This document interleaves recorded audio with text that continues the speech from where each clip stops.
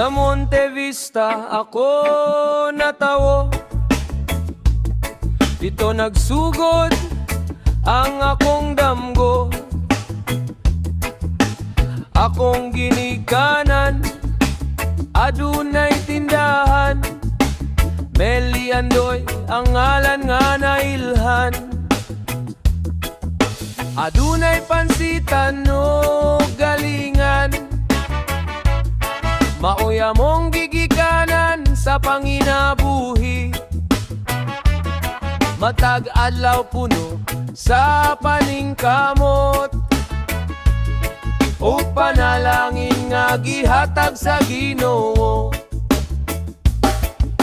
Akong mga igsuon puno sa kalipay, magkatapok pirmi sa among panimalay. Uban si mama o tatay, sila Vikay, Allen, Leti o Lalang, Julon o Sally ug Onad, mga kauban sa kalipay. Sa amon panaghiusa ug panaghigugmay, nalig-on ang among panimalay. Mga pahiyom mo katawa nga walay kapuli, mga handumanan nga magpabilin sa kasing-kasing kanunay. Monte Vista, akong garbo ug kalipay, dinhi ko nagdako ug nakakaton sa kinabuhi. Monte Vista, akong garbo ug kalipay, ikaw gihapon ng akong puy-anan sa kasing-kasing. Matag hapon sa plaza magduwag basketball, hangtod sa pagsalop sa adlaw nga malinawon. Usahay magjogging paingon sa daneko, uban sa akong higala nga puno sa katawa. Dinhi usap ko nakaton pagtukar og gitara, ug pagkanta uban sa akong mga kauban.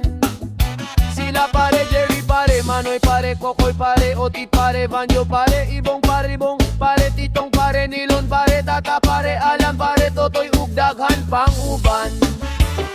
Gitara sa kamot og damgo sa huna-huna, nagkahiusa kami pinaagi sa musika. Hangtod nakatukod kami og banda, nga nahimong bahin sa among kabatan-onan. Monte Vista, akong garbo og kalipay, dinhi ko nagdako ug nakaton sa pag-alagad. Monte Vista, akong garbo ug kalipay, ang inyong suporta akong inspirasyon hangtod karon. Salamat Monte Vista sa tanang panumduman, sa Meli Andot sa akong mga igsuon ug higala, sa banda sa plaza ug sa matag damgo nga natuman.